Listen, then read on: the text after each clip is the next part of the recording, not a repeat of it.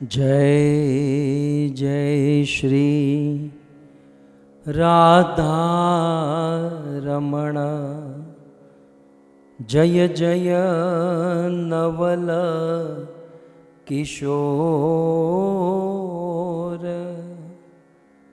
जय गोपी चित चोर प्रभु,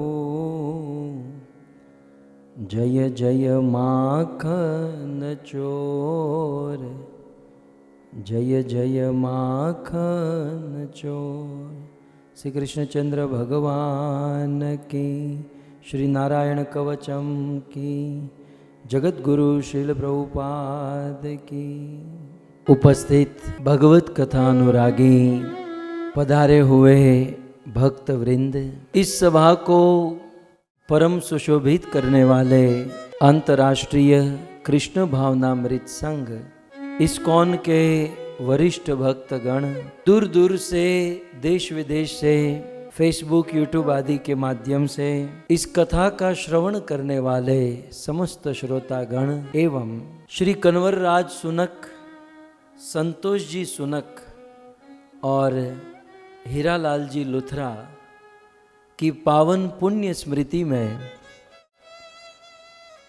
यह सुंदर भागवत कथा का आयोजन करने वाले सोनिक परिवार एवं लुथरा परिवार, श्रीमद् भागवत कथा के 6ठ दिवस में पुनः एक बार आप सब का स्वागत एवं आप सब के चरणों में हमारा प्रणाम। राधे श्याम। गत सत्र में कथा के अंत में हमारे यजमान परिवार के मुख्य सदस्य ने एक बहुत सुंदर प्रश्न पूछा और फिर उस समय तो मैंने जवाब दे दिया, परंतु वह प्रश्न रात भर मेरे दिमाग में घूमता रहा। बात भी बहुत अच्छी थी उनकी। जो नारायण कवच की कथा कर रहे हैं, ये तो जो लोग जी रहे हैं, जो जीना चाहते हैं, जो स्वस्थ रहना चाहते हैं, जो कुशल मंगल रहना चाहते हैं, उन लोगों के लिए है। परंतु प्रभु, मेरी तो उम्र हो चुकी है, अब ऊपर जाने के लिए कौन सा कवच है? नारायण कवच तो यहाँ रहने के लिए है, लेकिन अब भगवान के पास जाने के लिए, ईश्वर प्राप्ति के लिए हमें क्या करना चाहिए?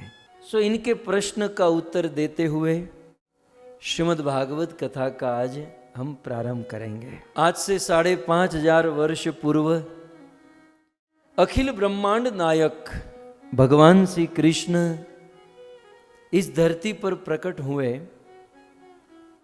और लगभग 128 वर्ष तक उन्होंने बहुत सुंदर सुंदर लीलाएं की।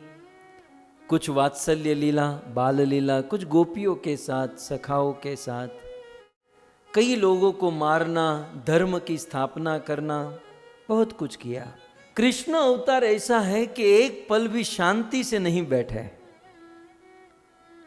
बचपन से ही कभी ब्रजवासियों के घर पर चोरी करते, तो कभी गोपियों के वस्त्र चुराते, तो कभी यमुना के तट पर रास लीला करते, तो कभी मथुरा में जाकर कुबलिया पीड़ हाथी, चाणूर मुष्टक या कंस का वध करते। अपनी माता के गोद में कभी अपना मस्तक रखकर सोते, वही कृष्ण सांदीपनि मुनि के आश्रम में जाकर ज्ञान ग्रहण करते।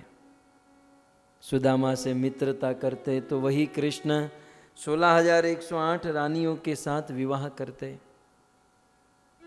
बहुत सुंदर सुंदर कृष्ण की लीला। 128 वर्ष के बाद द्वारिका में ब्रह्मा समेत समस्त देवी देवता प्रकट हुए। ये कथा भागवत में है। कुछ लोग कहते ना, हम भागवत को घोल कर पी गए हैं, ये सब भागवत में है। तो ब्रह्मा समेत समस्त देवी देवता द्वारिका में आए और द्वारिका में आकर कृष्ण से स्तुति करते हैं, प्रार्थना करते हैं, हे प्रभु, प्रभु आप हमारा कार्य करने के लिए हमारी प्रार्थना से जय जय सुर नायक जन सुखदायक प्रणत पाल भगवंता, प्रभु हमने ही आपको पुकारा था, हमने आपको बुलाया था और आप आए और आपने हमारे सभी कार्यों को सिद्ध किया। लेकिन अब प्रभु अब सारे कार्य हो चुके, धर्म की स्थापना हो गई, दुष्टों का विनाश हो गया और जितना हो सकता था आपने साधु संतों को आनंद भी दे दिया। प्रभु अब ये धरती, ये पृथ्वी आपके रहने के लायक नहीं है। प्रभु आप अपने धाम, निज धाम वैकुंठ गोलोक वृंदावन में वापस सिधारिए, आप अपनी नित्य लीला में वापस पहुंचिए। अब देव कार्य, हमारा कार्य संपन्न हुआ। देवताओं ने भगवान को जितना स्वागत किया ना, उतना विदाई भी, उतने अच्छे से विदाई भी की। कुछ लोग क्या है ना, स्वागत करना ही जानते हैं, विदाई करना नहीं जानते हैं। श्रीमद् भागवत जी में यह भी वर्णन है कि जितना अच्छा देवताओं ने कृष्ण का स्वागत किया, उतना ही अच्छा, उतनी अच्छी विदाई की। प्रभु आप सिधारिए। बहुत सुंदर भगवान की लीला, उनके गुण की महिमा देवताओं ने गाई। मुझे तो प्रश्न का उत्तर देना है, फिर कभी हम विस्तार से इन प्रसंगों को सुनेंगे। जब देवताओं ने प्रार्थना की तो भगवान ने उसे माना कि ठीक है, अब अपने धाम में वापस लौटना भी चाहिए। भगवान ने पूरा प्लान कर लिया। यदु कुल का विनाश हो ही चुका था, कृष्ण अकेले बचे थे और अब डिपार्ट होने ही वाले थे अपने धाम में जाने के लिए। लेकिन कृष्ण ने सोचा कि मेरे विरह में मेरा मित्र, मेरा प्रिय मित्र, वृष्णि नाम प्रवरो मंत्री है, कृष्णस्य दयितः सखा, शिष्य बृहस्पते साक्षात उद्धव बुद्धि सत्तमः। कृष्ण ने सोचा कि मेरा प्रिय सखा, मेरा मित्र मेरे विरह में मर जाएगा। तो अपने जाने की बात कृष्ण ने उद्धव जी से बताई। एक दिन उद्धव जी को कृष्ण द्वारिका से थोड़े दूर, आज भी आप कभी मारी काठियावाड़ में कोक दी भूलो पड़ भगवान, पछी एवा करूं सन्मान कि तने स्वर्ग भुलाऊ शामला। कभी आप आइए गुजरात में, सौराष्ट्र में, तो ये सब आपको देखने मिले। द्वारिका से थोड़ा सा दूर है प्रभास क्षेत्र, प्रभास। तो उस प्रभास क्षेत्र में कृष्ण उद्धव जी को लेकर गए। है ना, थोड़ा सा मूड बनाना पड़ता है ना, सीधा कह देंगे कि मैं जा रहा हूं तो बेचारा हार्ट अटैक के मारे मर जाएगा।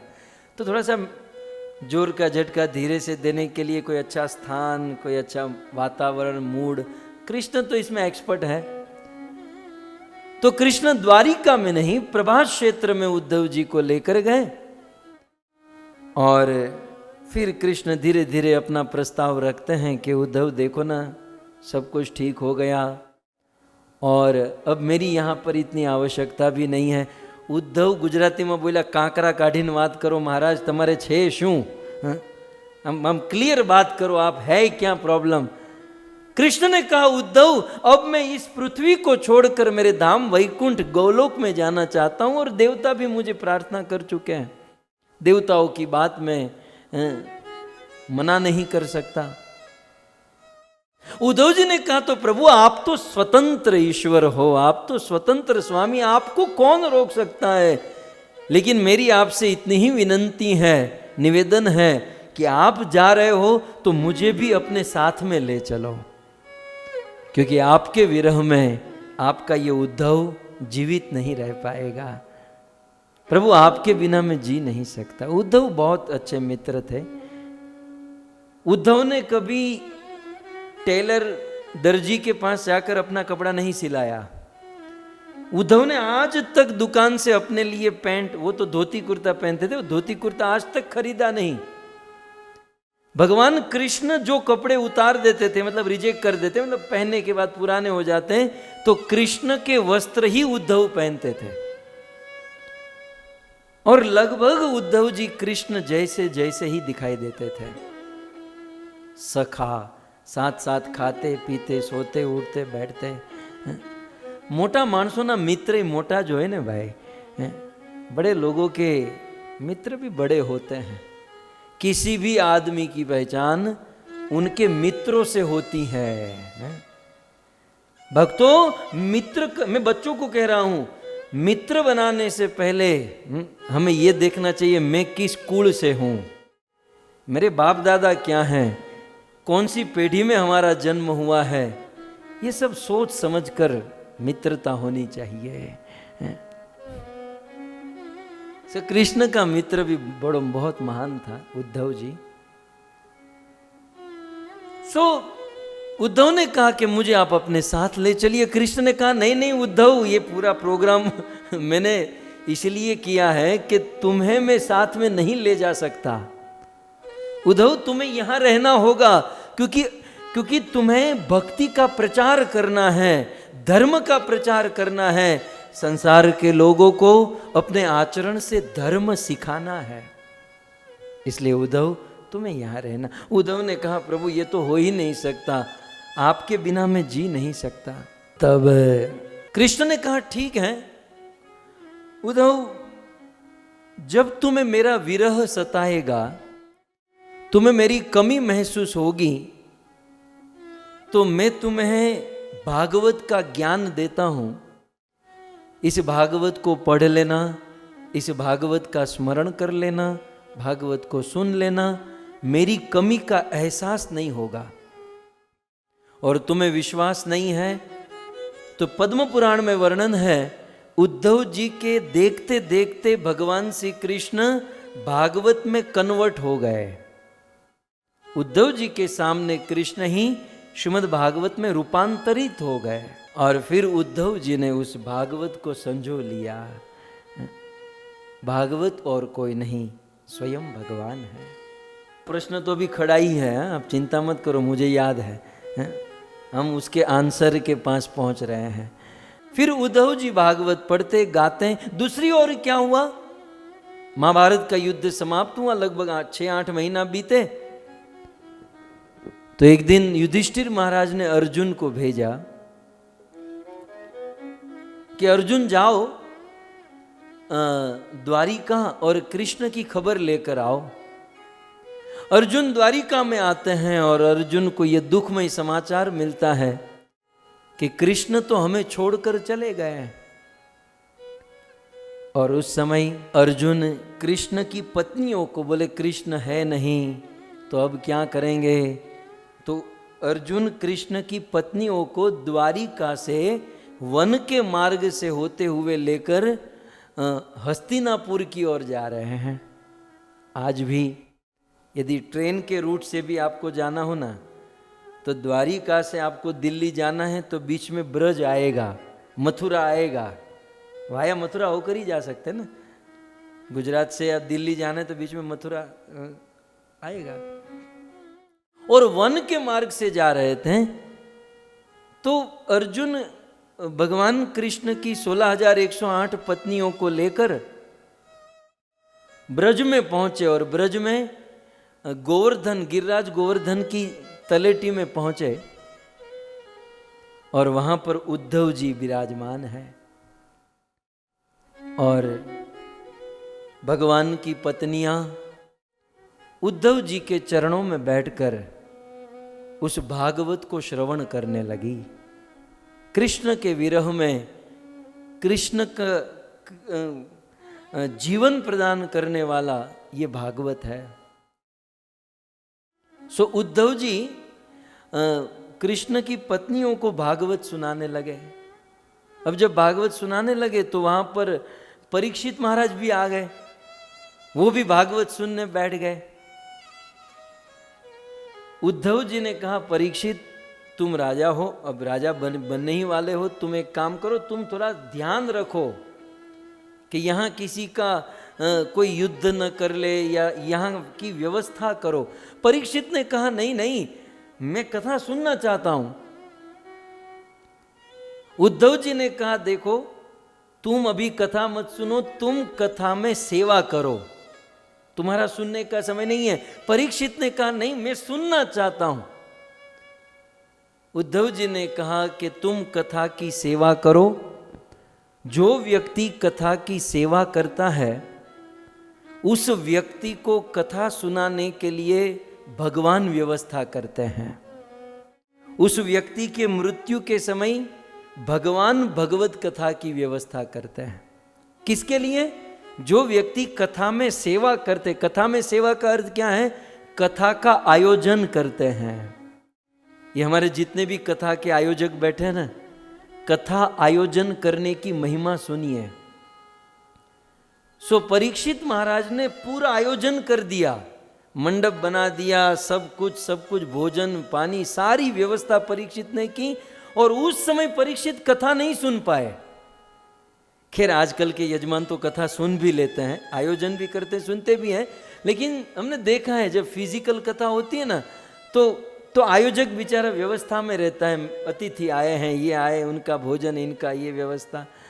जो कथा का आयोजन करते हैं उसके लिए भगवान व्यवस्था करते हैं। और ऐसा ही हुआ कि जब महाराज परीक्षित के मृत्यु का समय आया और केवल उनके जीवन में 7 दिन बचे थे, महाराज परीक्षित अपना घर बार सब कुछ छोड़कर चले गए।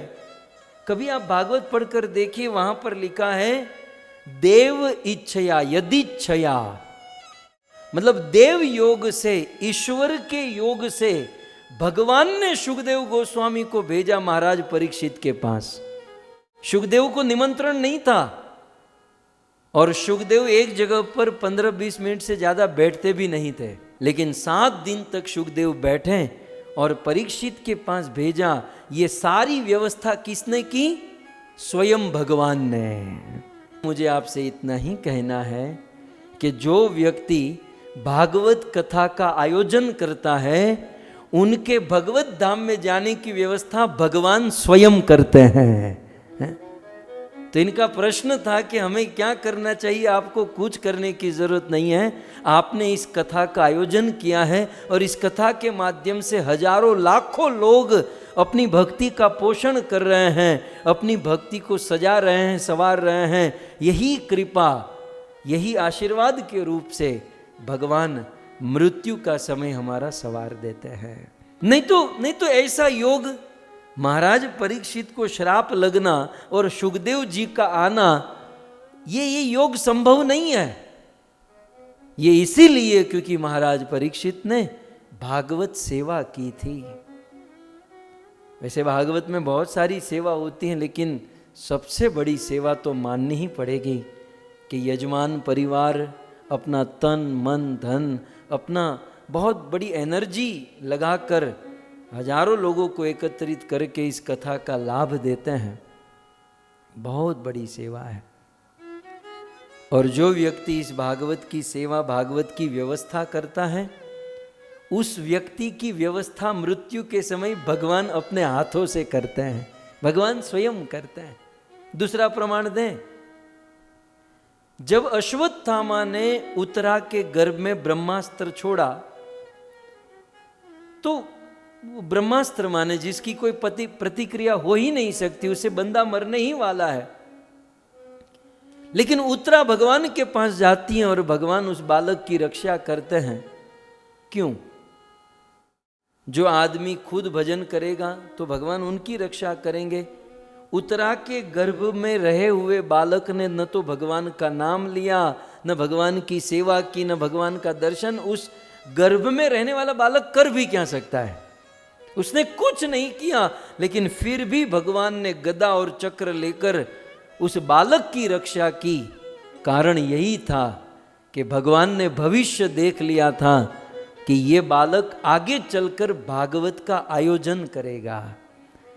और जो व्यक्ति भागवत का आयोजन करता है, भागवत की सेवा करता है, भागवत का प्रचार करता है, उनकी रक्षा भगवान स्वयं अपने हाथों से करते हैं। ये भागवत सेवा करने वालों को तो भगवान अपनी पलक पर बिठा कर रखते हैं। बहुत बड़ी सेवा करते हैं, भगवान ध्यान रखते हैं।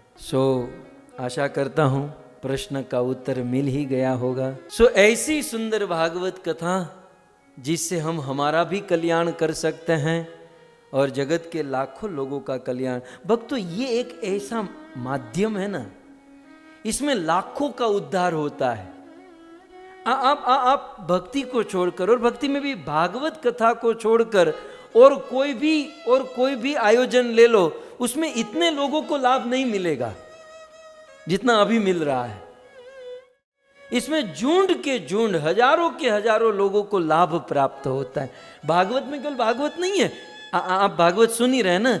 श्रीमद् भागवत में कुछ व्याकरण भी है, संस्कृत भी है, कुछ काव्य भी है, कुछ नीति भी है, कुछ नैतिक शिक्षा है। बहुत सारी बातें श्रीमद् भागवत के माध्यम से हमें प्राप्त होती हैं। आज मैं श्रील प्रभुपाद जी के पवित्र वचन सुन रहा था कि एक बार यदि कोई भागवत पढ़ ले, फिर उसे कोई चीज पढ़ने की आवश्यकता नहीं रहती।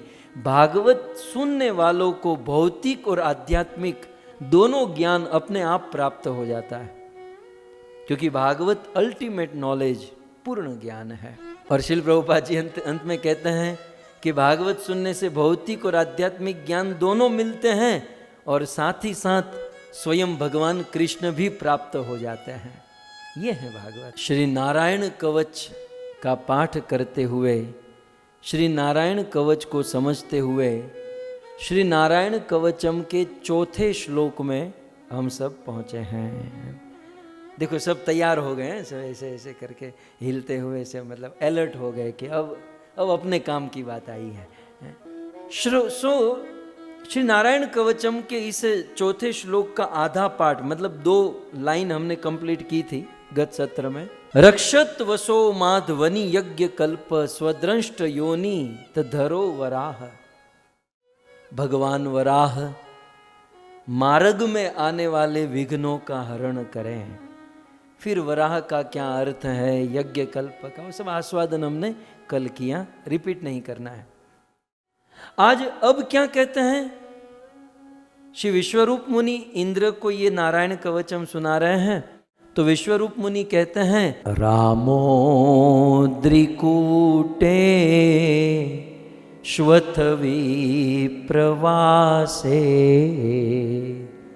सलक्ष्मणो व्याल भरत ग्रजोस्मा। कहते हैं रामो द्रिकूटे। इतने में एक चीज आ गई है, ये आधी लाइन जो है ना, उसमें एक बात समझनी है। रामोद्रिकूटे, तो इसमें 3 शब्द हैं, राम, अद्रि और कूट, 3 शब्द है। राम, अद्रि और कूट। राम माने परशुराम, अद्रि माने पर्वत और कूट माने टोच, पर्वत का शिखर। सो रामद्रिकूटेषु, रामद्रिकूटेषु माने पर्वत के कूट पर, पर्वत के शिखर पर परशुराम जी हमारी रक्षा करें। सो केवल बोल देने से नहीं चलेगा ना, उसमें फीलिंग्स होनी चाहिए। मैं आप लोगों के मन में, अब तो 6 दिन होने को आया, तो आपके मन में प्रश्न होगा कि इतनी व्याख्या क्यों? इतनी व्याख्या इसलिए, मैं आपको एक एग्जांपल दूं। जैसे यहाँ पर ये जगदीश प्रभु के घर पर वो लड़के, अपने बेटे का बेटा व्याजनु व्याज आयु है हमना घरे, तो लड़का बैठा है, ठीक है। तो मैं यहाँ से कहूँ कि भाई इनके घर पर वो छोटा सा लड़का बहुत अच्छा है, ये उनकी प्रशंसा करूँ, तो ये जस्ट प्रशंसा होगी। लेकिन वही बात जगदीश प्रभु और प्रमिला माता बोलेंगे तो उसमें जमीन आसमान का अंतर होगा। हो सकता है शब्द हम दोनों के समान हो, लेकिन बोलते समय उनको जो फीलिंग्स होगी वो मुझे इतनी नहीं होगी, क्योंकि मैं उस बच्चे को इतना जानता नहीं, मेरे साथ उस बच्चे का उतना संबंध नहीं जितना जगदीश प्रभु और प्रमिला माता का है।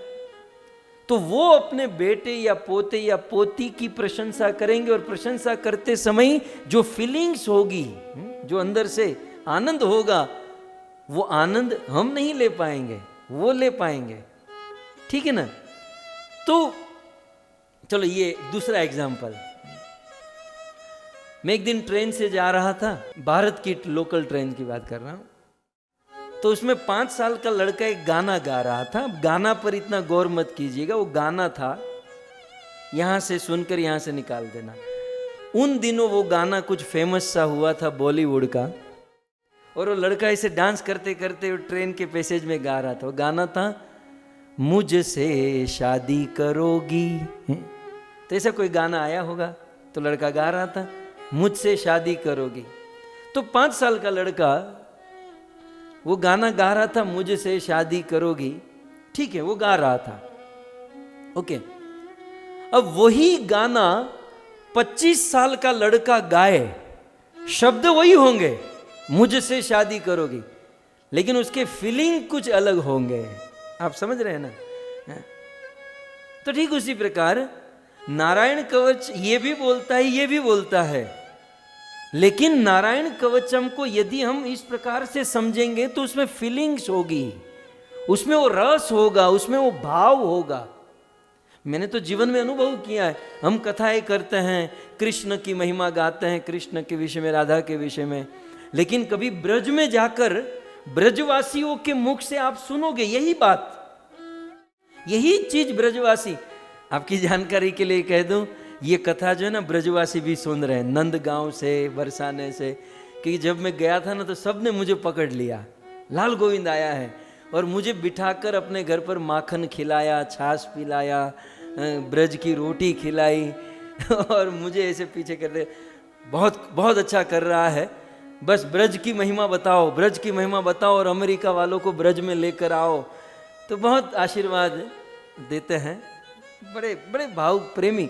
तो देखिए, आप हमसे भी कृष्ण नाम, कृष्ण गुण लीला सुनोगे, ब्रजवासियों के मुख से भी सुनोगे। हो सकता है मैटर जो है ना वो सेम है, लेकिन वो जब बोलते हैं तो उसके मन में क्या होता है, कृष्ण हमारा लड़का है, मतलब वो उस भावना से बोलते हैं, कृष्ण हमारा लड़का है, वो यहाँ ये कर रहा था, ये कर रहा था, ये कर रहा था। वो हम भी बोलेंगे, लेकिन हमको उतना फीलिंग नहीं होगा जितना उसके अंदर फीलिंग्स होती है। तो प्रभु जी पॉइंट जो है ना वो फीलिंग्स का है। भक्ति राज्य में बाहर से क्या हो रहा है वो इतना मायने नहीं रखता, अंदर से क्या हो रहा है वो मायने रखता है। अब पॉइंट, बातें आ रही है तो मैं बता दूं, कथा आप कई लोगों से सुनोगे और कथा के सब्जेक्ट भी समान होते हैं, परीक्षित, ये वो सब कुछ, लेकिन फर्क कहां होता है, कथा बोलने वाले में फीलिंग्स कितनी है, वो रियलाइजेशन कितना है, वो कथा की महत्ता को निर्माण करती है। कौन अच्छी कथा, कौन बुरी कथा, वो शब्द पर डिपेंड नहीं करता, वो तो बाहरी चीज है कि गा लिया, बोल दिया, ये किया, वो किया, वो इतनी महत्वपूर्ण नहीं। महत्वपूर्ण ये है कि बोलने के पीछे जो फीलिंग्स जो हो रही है ना, वो फीलिंग बोलने वाले में है तो सुनने वाले में आएगी, और बोलने वाला वही कलाकार की तरह है, वो सब अपना रट कर लाया है, लिख कर लाया है और बोल देता है, तो सुनने वाले को भी बस वही इंफॉर्मेटिव बात रह जाएगी, फीलिंग्स नहीं होगी। आशा करता हूँ कि आप लोग समझ पा रहे हैं। आज नहीं समझेंगे तो आने वाले दिनों में तो समझ ही जाएंगे। लेकिन मैं तो आप सब लोगों से यही भीख मांगता हूँ, गुरुदेव के चरणों में यही आशीर्वाद मांगता हूँ कि बाहरी शब्द जैसे भी हो, हमें किसी की परवाह नहीं है, लेकिन अंदर का भाव और अंदर की फीलिंग्स जो है वो पवित्र रहे, वो बनी रहे, वो बढ़ती रहे, बस यही भगवान से आशीर्वाद मांगते हैं। देखिए, हम भागवत बोलते हैं, ठीक है, रूप गोस्वामी और हमारे आचार्यगण, इवन हमने हमारे गुरु महाराज को भी देखा, जब वे भागवत बोलते थे तो भागवत के पत्ते भीग जाते थे, भागवत की किताब पानी पानी ऐसे निचोड़नी पड़ती थी। रूप सनातन की ये स्थिति, क्योंकि वो जब बोलते थे तो फीलिंग से बोलते थे, और हम लोग बोलते हैं तो वो कोरा कोरा बोल देते हैं। हो सकता है कुछ अच्छे से भी बोल दे, कुछ अलंकार से भी बोल दे, लेकिन फीलिंग महत्वपूर्ण है भक्तों। और वो फीलिंग कब आएगी, जब हम भगवान से संबंध जोड़ेंगे, जब भगवान से प्रेम करेंगे, और जब प्रेमियों की संगति करेंगे, प्रेमियों के श्रीमुख से भगवत कथा सुनेंगे। तो हम अभी क्या कर रहे हैं, ऊपर जो है यहाँ पर ये मूल श्लोक हैं और नीचे प्रेमियों की बातों को हम सुन रहे हैं ना, वंशीधर, श्रीधर स्वामी, ये सब भगवान के प्रेमी भक्त हैं। सो अब यहाँ पर देखिए एक प्रेमी वंशीधर ने क्या लिखा कि राम शब्द का अर्थ क्या है। तो वंशीधर जी राम शब्द का अर्थ लिखते हैं रमते, ये सब संस्कृत में, सब कुछ संस्कृत में होगा। रमते दुष्ट क्षत्र हनने क्रीडते इति रामः परशुराम। यहाँ पर मूल श्लोक में ऊपर तीसरी लाइन में जो यहाँ पर ये तीसरी लाइन है ना, ये एग्जैक्ट तीसरी लाइन, तो यहाँ पर है ना रामोद्रिकूटेषु, तो यहाँ पर राम का अर्थ है रमते।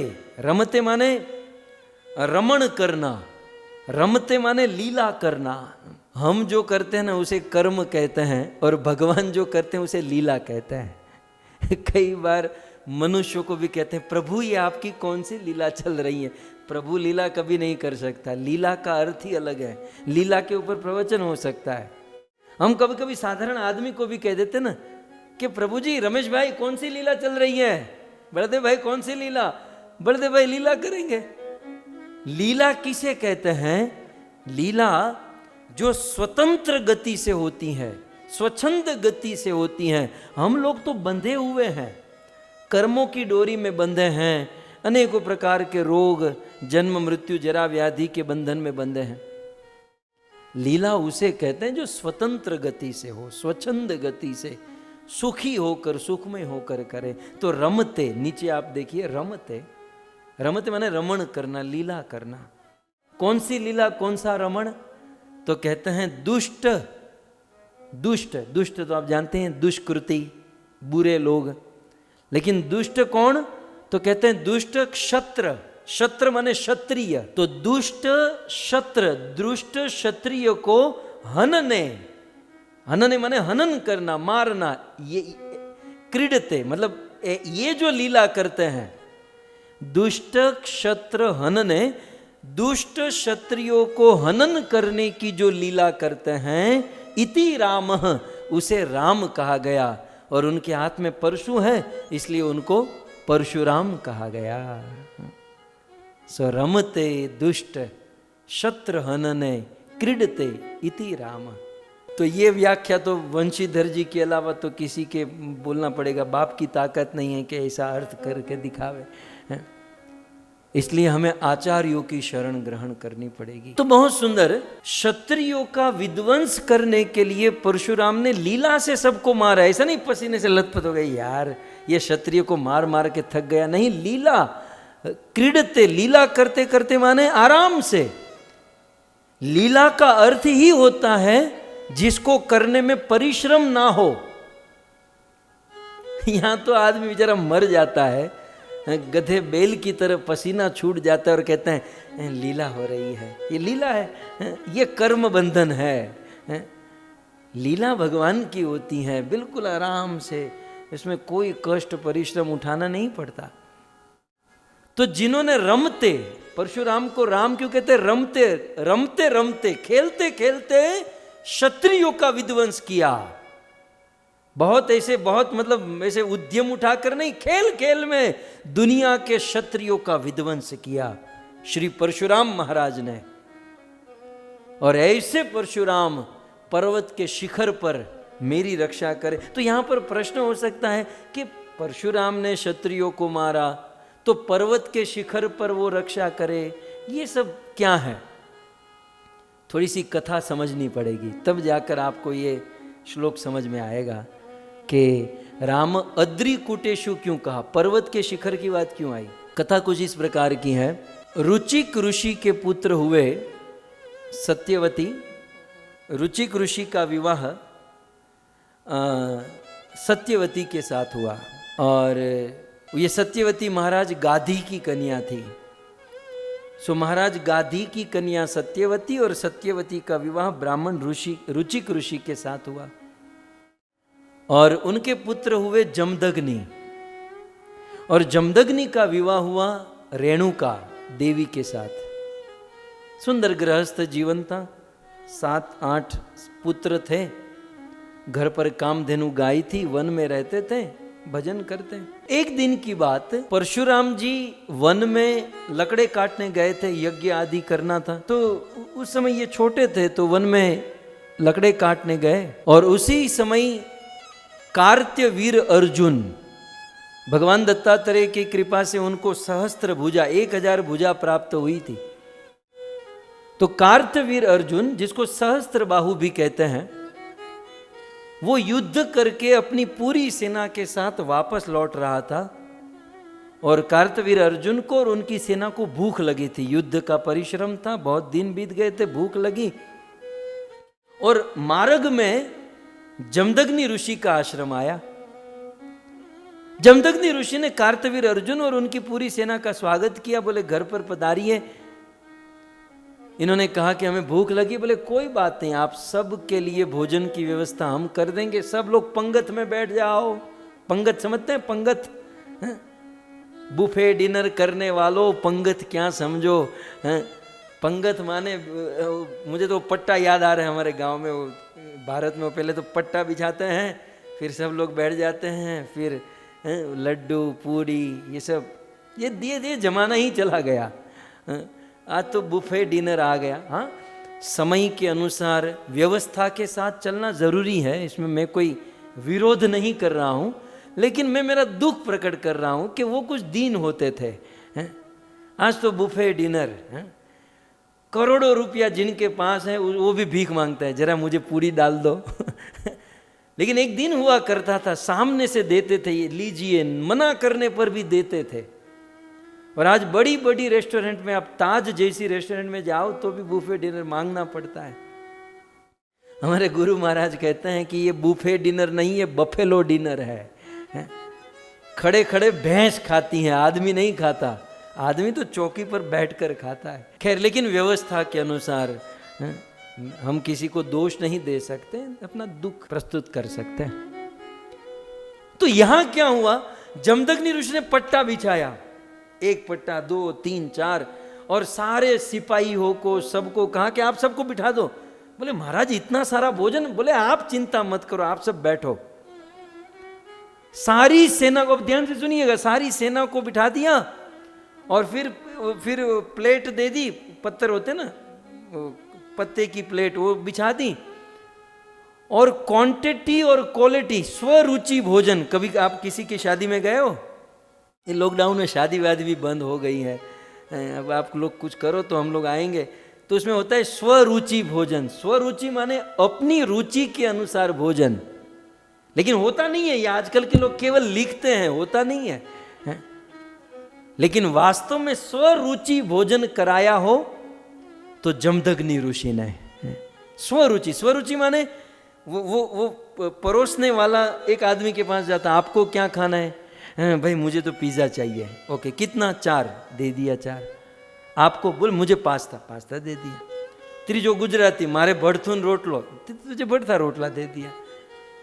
चौथा बिहार यूपी से था, मुझे लिट्टी और चोखा चाहिए, तो लिट्टी चोखा दे दिया। 5वां बंगाल से था, मुझे भात चाहिए, तो भात। मछली मिलेगी? मछली नहीं मिलेगी, भात मिलेगा।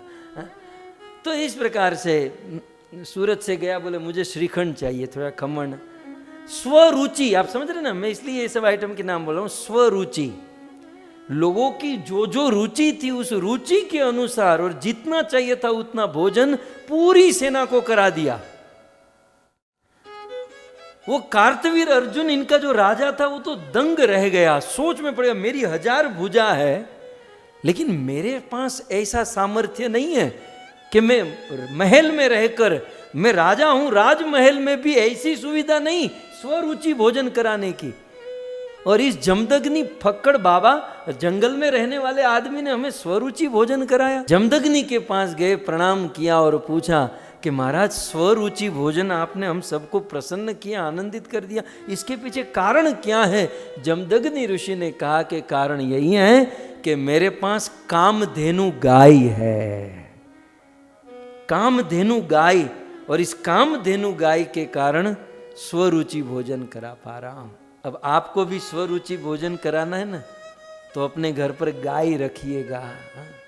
तो स्वरुचि भोजन कर सकते हैं और दूसरों को करा सकते हैं। सो कामधेनु गाय। तो अब तो उसकी बुद्धि बिगड़ी, खा पी लिया। अब देखो, जिसका खाते हैं उसी का बिगाड़ने वाले को तो नरक में भी जगह नहीं मिलती। क्या कहेंगे, नरक नमक हरामी से भी ज्यादा ही, अब उसके लिए कोई शब्द ही नहीं है। अब इस कार्तवीर अर्जुन ने क्या कहा कि ये गाय मुझे दे दो। आप तो जंगल में रहते हो, आपको क्या काम, मैं तो महल में रहता हूं, मुझे ये गाय बहुत जरूरी है, मैं सबको स्वरुचि भोजन कराऊंगा। जमदग्नि ने कहा मैं नहीं दूंगा। बोले गाय मुझको देनी पड़ेगी, नहीं दूंगा, देनी पड़ेगी, नहीं दूंगा। अब गाय भी उसके असुर के साथ जाना नहीं चाहती थी। जमदग्नि ने रोका तो कार्तवीर अर्जुन ने तलवार निकाली। वो तो युद्ध करके आया था, माइंड में तो युद्ध ही चल रहा था। निकाली और जमदग्नि ऋषि का मस्तक काट दिया। जिसके घर पर खाया उसी का मस्तक काट दिया और कामधेनु गाय को लेकर चुरा कर चला गया। और यहां जमदग्नि ऋषि की पत्नी रेणुका अपने पति के विरह में क्रंदन करने लगी, चिल्लाने लगी, रोने लगी, अपनी छाती पीटने लगी। और उसी समय परशुराम जी वन से वो लकड़े काट कर आए, हाथ में परशु था ही लकड़ा काटने वाला, और अपनी मां को रोते हुए दूर से देखा, अपनी मां रेणुका को छाती पीटते हुए देखा। गीना मेरी माता कितनी बार छाती पीट रही है। 21 बार अपनी मां को क्रंदन करते हुए, अफसोस छाती पीटते हुए देखा। और अपनी मां को जाकर सीधा यही पूछा, कौन था? परशुराम है नहीं तो कौन था, कौन वो? बोले कार्तवीर अर्जुन सहस्त्रबाहु। सीधे परशुराम वही परशु लेकर निकले कार्तवीर अर्जुन के पास। उस सहस्त्रबाहु कार्तवीर अर्जुन की 1000 भुजाओं को काट दिया, कार्तवीर अर्जुन को मारा, उनकी पूरी सेना को मार दिया। फिर भी परशुराम जी को शांति नहीं। बोले ये एक नहीं, ये लगभग सारे क्षत्रिय ऐसे ही हैं। तो जितने भी दुष्ट क्षत्र, ध्यान रखिए, कभी कभी ना कथा सुनते समय कुछ क्षत्रियों को बुरा लग जाता है। बुरा लगाने की जरूरत नहीं है, सारे क्षत्रिय बुरे नहीं होते। लेकिन क्या लिखा है, रमते दुष्ट क्षत्र, जो बुरे क्षत्रिय हैं उन बुरे क्षत्रियों का विध्वंस परशुराम जी ने कर दिया। उन दिनों ऑलमोस्ट बुरे ही क्षत्रिय थे, सारे क्षत्रियों का, पूरी धरती को बिना क्षत्रिय वाली कर दी। और क्षत्रियों के पास जो राज्य था, क्षत्रियों को तो मार दिया, राज्य ब्राह्मणों के हाथों में दे दिया। हे ब्राह्मणों, राज करो, मौज करो। अब ब्राह्मण राजा बने, लेकिन ब्राह्मण तो ब्राह्मण ठहरे। धीरे धीरे क्षत्रियों का जब उत्थान हुआ तो ब्राह्मणों को खिला पिला कर, जैसे तैसे, बेचारे भोले ब्राह्मण, तो क्षत्रियों ने ब्राह्मणों के हाथों से राज्य को छीन लिया। कई वर्षों के बाद फिर ऐसी परिस्थिति आई, फिर से क्षत्रियों का उत्थान हुआ, क्षत्रियों का उत्पात बढ़ा। फिर से परशुराम जी ने अपना परशु चढ़ाया और दुनिया के सारे क्षत्रियों का विध्वंस कर दिया और धरती ब्राह्मणों के हाथों में दे दी। ब्राह्मण तुम लोग राज करो। अब भोले ब्राह्मण धीरे धीरे जब क्षत्रियों के जन्म होने लगे, फिर से ब्राह्मणों को ठग कर राज्य ले लिया।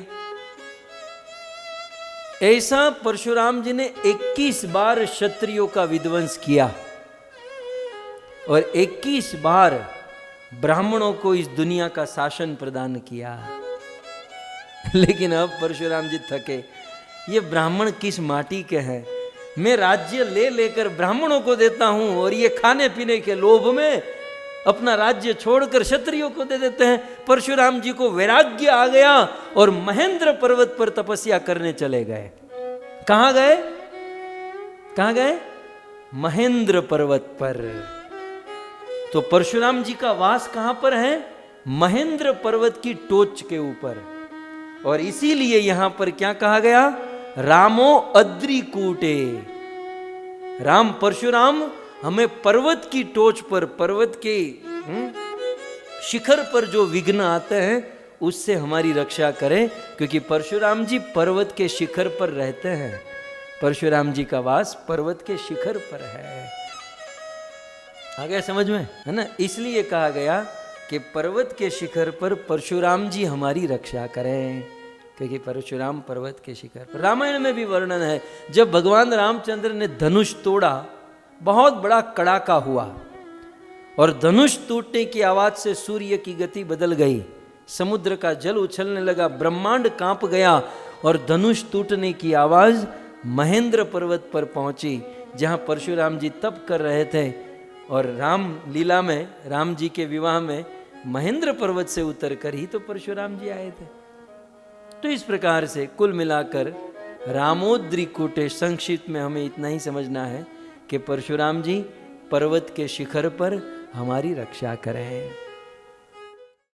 परशुराम जी से एक चीज देखो, जैसे मुझे बोलने का मन नहीं होता, लेकिन क्या करे, स्थिति समाज दुनिया में कुछ लोग हैं जो अपने धर्म में ऐसा सोचते हैं कि हमारे किताब में, हमारे धर्म में ऐसा लिखा है कि दूसरों को मारो, बम फोड़ो, बस आतंक फैलाओ, दूसरों को मारो। आप कहोगे ऐसा कहाँ? बोले हमारे शास्त्र में लिखा है, हमारी किताब में लिखा है। यदि हम सनातन धर्मी चाहे ना, तो हमारे शास्त्र में भी लिखा है परशुराम का, परशु उठाकर खचाखच सबको उड़ाया, तो हम भी शुरू करेंगे, आप में से एक भी नहीं बचेंगे, हैं?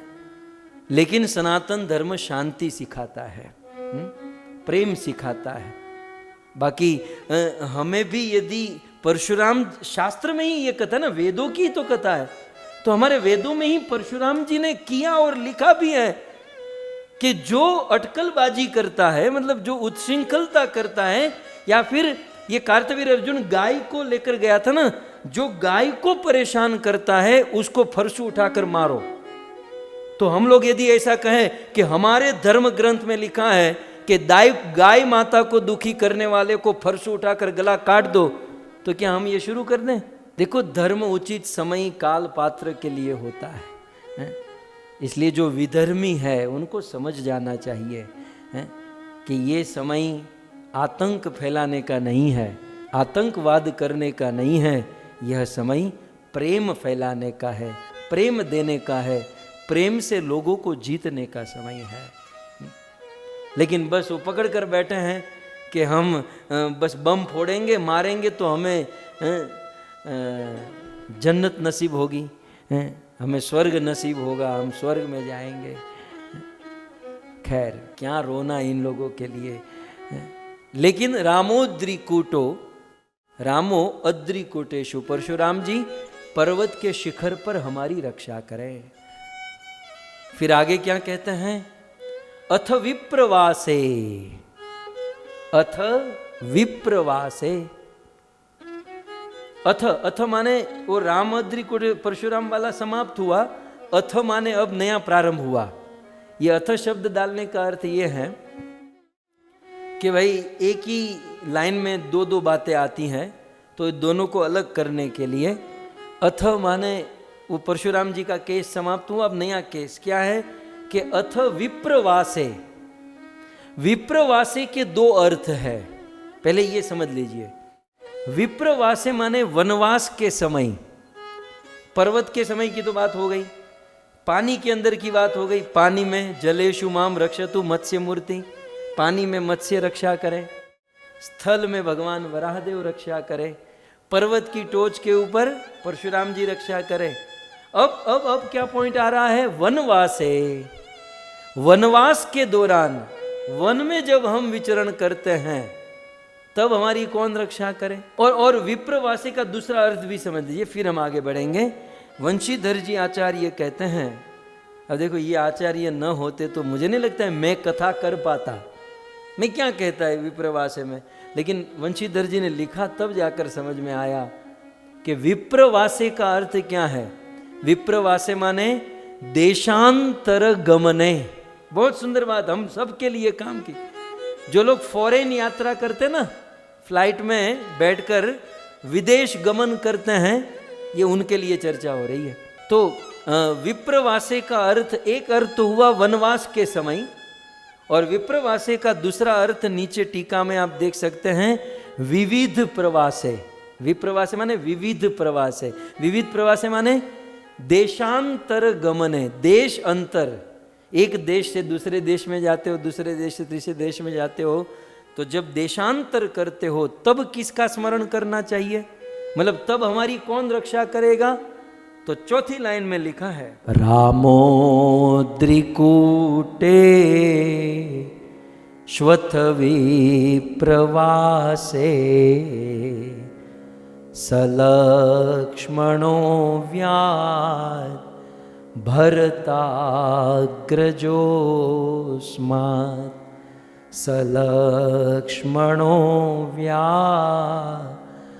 भरताग्रजोऽस्मात्। वनवास के समय और देशांतर के समय, देश अंतर, देश बदलते समय हमें सलक्ष्मणों, हमें लक्ष्मण के साथ अव्याद, भरत अग्रज, लक्ष्मण के साथ भरत जी के अग्रज, ऐसे भगवान रामचंद्र का स्मरण करना चाहिए, क्योंकि भगवान रामचंद्र वनवास के समय और देशांतर के समय, देश बदलते समय हमारी रक्षा करेंगे।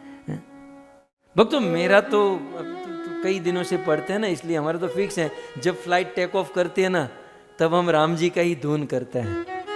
मतलब ये सब, ये हमारे जीवन का हिस्सा है भक्तों, ये सब फिट कर लेना चाहिए कि कब कहाँ। जब स्विमिंग करते हैं तो भगवान मत्स्य का स्मरण, जब चलते हैं तो भगवान धरती को जब देखते हैं तो भगवान वराह का स्मरण। बहुत बड़ी भक्ति है ये। अब कितना अच्छा लगेगा जब फ्लाइट ऐसे रनवे पर दौड़ेगी और टेक ऑफ करेगी। श्री राम जय राम, जय जय राम, श्री राम जय राम, जय जय राम, श्री राम जय राम, जय जय राम। दशरथ नंदन राजा राम, कौशल्या नंदन सीताराम, कौशल्या नंदन सीताराम। सो इस प्रकार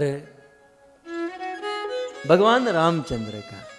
अब प्रश्न भी मन में होगा। अब ये मूल श्लोक में तो कुछ लिखा नहीं है, हमें तो इसको समझना भी है कि मन में प्रश्न होगा। जैसे परशुराम के विषय में प्रश्न हुआ कि पर्वत की टोच पर परशुराम हमारी रक्षा करे, ऐसा नारायण कवचम में क्यों लिखा है? क्योंकि परशुराम टोच पर रहते हैं, इसलिए वही रक्षा करेंगे। तो फिर वनवास के समय और देश बदल के समय राम रक्षा करे, ऐसा क्यों कहा गया? तब एक आचार्य ने अपनी टीका में इसका जवाब, इसका उत्तर देते हुए कहा, कहते हैं देशांतरस्थ, देशांतर माने देश अंतर, देश अंतर मतलब देश बदलने के बाद स्थ माने रहता था कौन? रावण। देशांतर में रावण रहता था, और केवल रावण ही नहीं, रावण आदि दुष्कृति, रावण जैसे दुष्कृति लोग अपने देश में नहीं पराये देश में रहते थे, और पराये देश में रहने वाले रावण और रावण जैसे दुष्कृति को हंतु मारने में दाशरथे एव समर्थ, दशरथ का पुत्र ही समर्थ है। भक्तों, मुझे एक डायलॉग मारना पड़ेगा। अपनी गली में कुत्ता भी शेर होता है, अपने घर पर तो कुत्ता भी शेर होता है। असली वीर वो होता है जो दुश्मन के घर में घुसकर दुश्मन का वध करे। राम जी ने ये किया। राम जी दुश्मन के घर पर, दुश्मन के देश में और रावण के देश में, रावण के घर जाकर राम जी ने रावण का वध किया, अपनी पत्नी को छुड़ाया। ये है वीरता। अपने घर बैठकर ऑर्डर करना, 2-5 को लेकर उसे मारना और युद्ध करना, ये ठीक है, लेकिन देशांतर, देश अंतर, दूसरों के घर में, दूसरों के देश में जाकर दुष्कृति का विनाश तो एकमात्र दाशरथी दशरथ नंदन राम ही कर सकते हैं, और राम ने किया। इसलिए विप्रवासे, वन में विचरण करते समय और पराये देश में जाते समय भगवान राम हमारी रक्षा करे। भगवान राम हमारी रक्षा करने में समर्थ है। और एक अर्थ है, एक आचार्य ने, नीचे आप देख सकते हैं, बहुत सुंदर ये अर्थ है। वो आचार्य तो आचार्य है, अब बहुत सुंदर कहते हैं, जन्म मरण आदि निरासक, जन्म मरण आदि निरासक निरासकन अत्र समर्थत्वात्। बहुत सुंदर कहते हैं देशांतर। हमने विप्रवास का एक अर्थ क्या लिया? देशांतर, ठीक है, देश बदलना। तो ये आचार्य की दृष्टि कहां पहुंचती है? वो कहते हैं कि जन्म मरण भी एक देशांतर के बराबर है। अमेरिका से कनाडा जाना तो देशांतर है, भारत से पाकिस्तान जाना देशांतर है, लेकिन इस शरीर को छोड़कर दूसरे शरीर में जाना भी देशांतर है ना? क्या क्या आचार्य! मुझे भी थोड़ा समझने में, थोड़ा लाइट होने में देरी लगी, लेकिन यही तो रस है ना, थोड़ा थोड़ा कृपा से कुछ समझ में आ जाए। तो जन्म मरण भी एक देशांतर है। भगवान ने कहा कि ये शरीर एक क्षेत्र है, इस क्षेत्र को छोड़कर दूसरे क्षेत्र में जाना है। तो आजकल क्या है ना, इमिग्रेशन करके दूसरे देश में जाना, ये तो एक बार आसान है, लेकिन इस शरीर को छोड़कर दूसरे शरीर में ये देशांतर जो है ना, ये बड़ा कठिन है। तो यहां पर क्या कहते हैं? जन्म मरण आदि निरासकन अत्र समर्थत्वात्। भगवान रामचंद्र कैसे हैं? जन्म मरण रूपी जो देशांतर है, इस देशांतर को समाप्त करने में समर्थ है।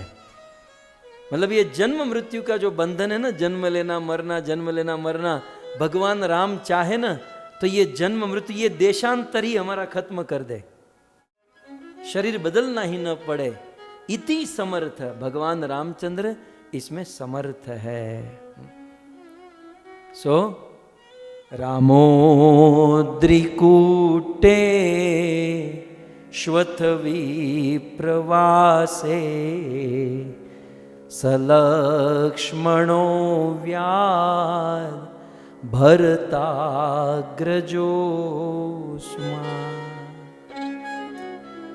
तो देशांतर और वनवास, इन दोनों में राम का स्मरण करें। आइए, भगवान राम ने भी दोनों किया। देशांतरण में राम का वध, रावण का वध कर दिया, और वनवास के दौरान वाल्मीकि ऋषि, अत्रि ऋषि, जटायु, शबरी, केवट, एक से एक लोगों को अपना सौभाग्य, उनका उद्धार किया। सो वनवास के दौरान भगवान रामचंद्र हम पर भी ऐसी कृपा करें। केवट को ले लूं, वो केवट मेरे सामने आ गया, मतलब ऐसे मेरे सामने आ जाता है कि मुझे ले लो ले लो, वो प्रार्थना करता है। लेकिन मैं कहता हूं कि श्लोक बहुत बाकी है, तुझे कैसे लूं? तो ये कहते हैं ले लो महाराज, तो ले ही लेता हूं। वनवास के बाद भगवान रामचंद्र तमसा नदी के तट पर पहुंचे। अपने अवधवासी को छोड़कर संध्या के समय रातों रात तमसा नदी के तट से श्रृंगवेरपुर पहुंचे। लक्ष्मण जी, सीता जी, सुमंत्र जी साथ में हैं। श्रृंगवेरपुर के राजा निषाद राज गुह के साथ मिलन। एक रात भगवान रामचंद्र श्रृंगवेरपुर के अंदर तो नहीं रुके, क्योंकि उनका प्रण था कि गांव में नहीं रहेंगे, हम बाहर रहेंगे। एक रात बाहर रहे और दूसरे दिन सुबह राम वहां से आगे चले, सुमंत्र जी को वापस लौटाए। राम लक्ष्मण सीता आगे बढ़े तो वन के मार्ग में सबसे पहले गंगा नदी आ गई और राम जी को गंगा पार करनी है। देखते हैं कि कोई नाविक, कोई नौका वाला मिल जाए, हमको पार करा दे। कोई नाविक नहीं, कोई नौका नहीं। भगवान रामचंद्र ने दूर देखा तो एक नौका जिसमें नाविक भी था, लेकिन वो अंदर सोया हुआ था। हम लगभग એવું જ હોય हमारे भारत में, जिस समय हमको ऑटो रिक्शा नहीं चाहिए ना, उस समय वो रिक्शा वाला हमारे पाँव पर चढ़ाकर खड़ा रहता है। बैठना है, आना चाहते, आओगे आओगे, कहाँ जाना है? अरे भाई नहीं जाना है, हमको कहीं नहीं जाना है। जिस समय कोई जरूरत नहीं, आप देखोगे भारत में, ब्रज में भी जाओ, आप कहीं भी भारत में जाओ, ऑटो रिक्शा की जरूरत नहीं तो बिल्कुल आपके पाँव पर आधी रिक्शा का टायर चढ़ा देगा। कहाँ जाना है? और जब बारिश का समय होता है, रात का समय होता है, आपको ऑटो रिक्शा की बहुत आवश्यकता है, उस समय आपको कोई नहीं मिलेगा। 2-5 मिल भी गए तो वो रिक्शा में पीछे बैठकर सोए हुए दिखाई देंगे। ऐसा ही था ये केवट, दूर नौका में सोया हुआ था। राम दूर से बुलाते हैं, केवट यहां आओ। गोस्वामी तुलसीदास जी लिखते हैं, मांगी नावन केवट आना, मांगी नाव न केवट याना। क्यों? कहीं तुहार में मरम जाना, कहीं तुहार में मरम जाना। तो राम ने दूर से कहा आओ आओ। केवट दूर से कहते हैं महाराज किसी और को खोज लो, किसी और को हम नहीं आएंगे। अब ये बंदा भी इतना कॉन्फिडेंस में कह रहा है किसी और को खोज लो, क्यों जानते हैं? क्योंकि केवट जानता था मेरे अलावा कोई मिलने वाला ही नहीं है। वो जानता, इसलिए केवट भाव खा रहा था कि मेरे अलावा कोई मिलेगा नहीं। कभी कभी कलाकार और कथाकार भी बहुत भाव खाते हैं, बेचारे यजमान टूट जाते हैं कि कथा एक तारीख दे दीजिए, एक समय दे दीजिए, लेकिन नहीं दे देंगे क्योंकि जानते हैं कि और कोई ऑप्शन तो है नहीं इनके पास। तो केवट जो है, राम जी ने कहा कि थोड़ा निकट तो आओ या बात तो करो, चलो मत बिठाओ। केवट आराम से, आराम से आधे घंटे में तो राम के पास पहुंचा। राम जी ने कहा प्रॉब्लम क्या है तुझे? प्रभु आप में कोई प्रॉब्लम नहीं है, आपके शरीर में भी कोई प्रॉब्लम नहीं है, आपके चरणों में भी कोई प्रॉब्लम नहीं है, लेकिन आपके चरण में जो रज है ना, उसमें भारी प्रॉब्लम है। नहीं, आप विश्वामित्र के यज्ञ की रक्षा करके जनकपुर में जा रहे थे तो मार्ग में आश्रम एक दीख मगमाई, खग जीव जंतु तहनाई। पूछा मुनि शिला प्रभु देखी, सकल कथा कही विशेषी। गौतम नारी श्राप बस उपल देह दरि धीर, चरण कमल रज चाहती कृपा करो रघुवीर। आप उस पत्थर के ऊपर अपना चरण रखें और वो आपके चरण रज स्पर्श होते ही वो पत्थर नारी बन गई। सच या झूठ? राम ने कहा बिल्कुल सच।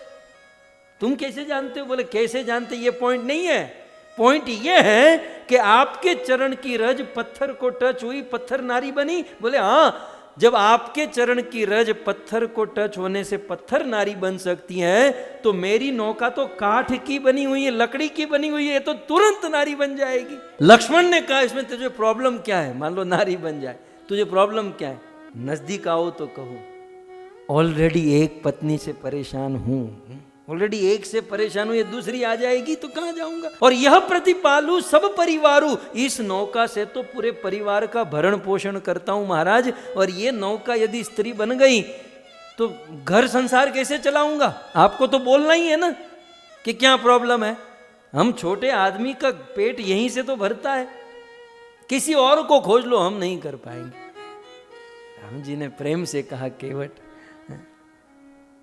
लक्ष्मण राम को इशारा करते हैं, प्रभु ये हाथ क्यों जोड़ रहे हो आप? मुझे इशारा करो, एक बाण धनुष पर चढ़ाऊं, सीधा नौका पार। नहीं नहीं नहीं लक्ष्मण, खून खराबा ठीक नहीं, शांति रखो तुम। केवट, राम जी कहते हैं केवट कोई उपाय तो होगा। उपाय है मेरे पास, लेकिन तुम्हारा भाई करने नहीं देगा। ये मुझे नहीं लगता, इसका चेहरा ही नहीं कहता है कि ये करने देगा। बोले केवट उपाय क्या है तुम्हारे पास? बोले मैं अपने हाथों से आपके चरण धोऊं तो मुझे कॉन्फिडेंस आ जाएगा और फिर मैं तुम्हें नौका में बिठा सकता हूं, नौका पार। लेकिन ये लक्ष्मण करने नहीं देंगे, मुझे पता है। लेकिन सुन लीजिए प्रभु, पद कमल पद चरण धोई चढ़ाई, नावन नाथ उतराई चहो। मुझे कोई उतराई नहीं चाहिए, मुझे कुछ नहीं चाहिए, मुझे केवल आपके चरणों को धोना है। और मोहि आन राउरी राम दशरथ शपथ सब साची कहो। और मैं दशरथ की शपथ खाकर कहता हूं कि मैं फना हो जाऊंगा, यहां शहीद हो जाऊंगा, मैं मर जाऊंगा, लेकिन बिना चरण धोए आपको नौका में तो नहीं चढ़ाऊंगा, तो नहीं चढ़ाऊंगा। अच्छा केवट, तू चरण धोना चाहता है ना? ठीक है केवट, जल्दी करो, जल्दी धो और हमको पार कराओ।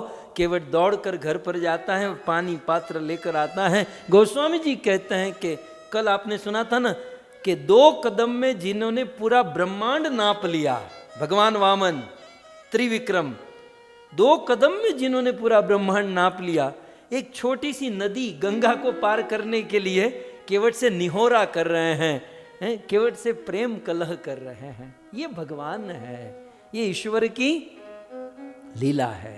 केवट घर से आया, पानी पात्र, बुद्धिमान कितना, कृष्ण भक्त बड़ो चतुर। ये भक्त जो होते हैं ना बड़े ज्ञानी होते हैं। वो पात्र जो था ना वो लकड़ी का लेकर आया, बोले चरण धुलवाकर इस लकड़ी के पात्र में चरण रखवाऊंगा, यदि कुछ डाउटफुल होगा तो ये छोटा सा पात्र, कन्या बनेगी, बेटी बनेगी तो अच्छा ही है, लक्ष्मी घर पर आएगी।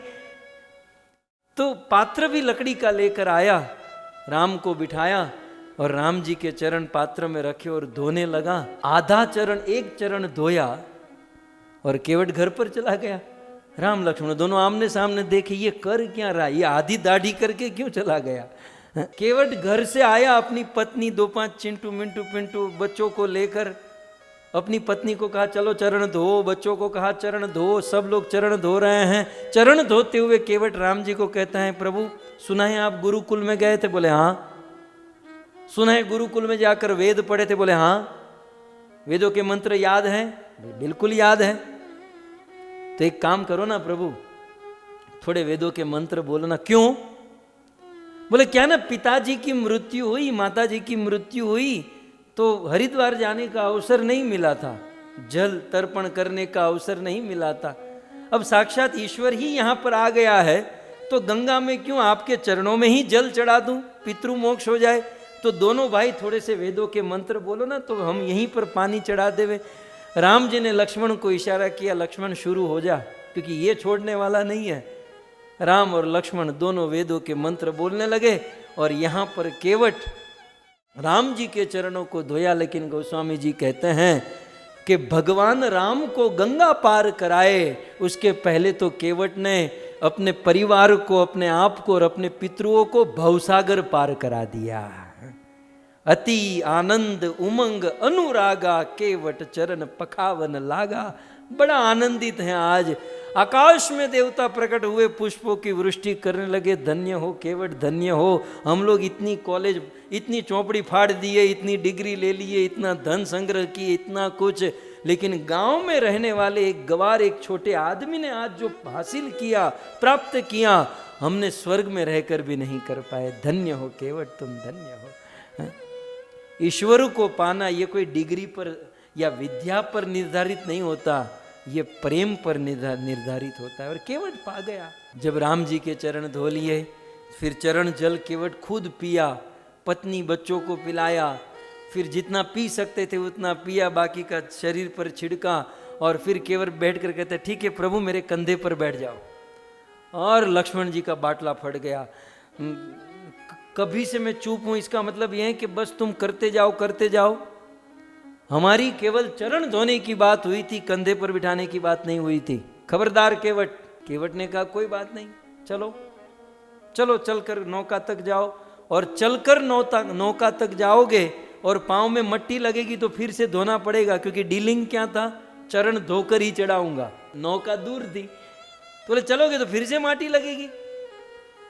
लक्ष्मण जी ने सोचा कि फिर से चरण धोएगा, 1.5 घंटा और बिगड़ेगा, ठीक है कोई बात नहीं, कंधे पर बिठा ले। अखिल ब्रह्मांड नायक को केवट ने अपने कंधे पर बिठाया, नौका में सवार कराया। लक्ष्मण जी बैठे, सीता जी बैठी और केवट नौका चलाने लगा। सीधे सीधे नौका चलाए ना तो 2-5 मिनट में गंगा पार हो जाती, लेकिन ये सीधे थोड़ी होते हैं। ये भगवान के कुछ भगत सीधे नहीं होते, बहुत टेढ़े होते हैं। केवट धीरे धीरे नौका चला रहा है, स्लो मोशन में। वो गाना भी गाया, वो आज नहीं गाऊंगा मैं, एक गाना गाया, बहुत अच्छा गाना गाया। तो केवट धीरे धीरे चलाया। राम जी और लक्ष्मण जी दोनों एक दूसरे के सामने देख रहे हैं। लक्ष्मण जी बारंबार ऐसे तीर बाहर निकाल रहे हैं कि ये मार दूं, ये नाटक कर रहा है प्रभु, इसका नाटक बढ़ रहा है। राम जी ने कहा शांत रहो, शांत।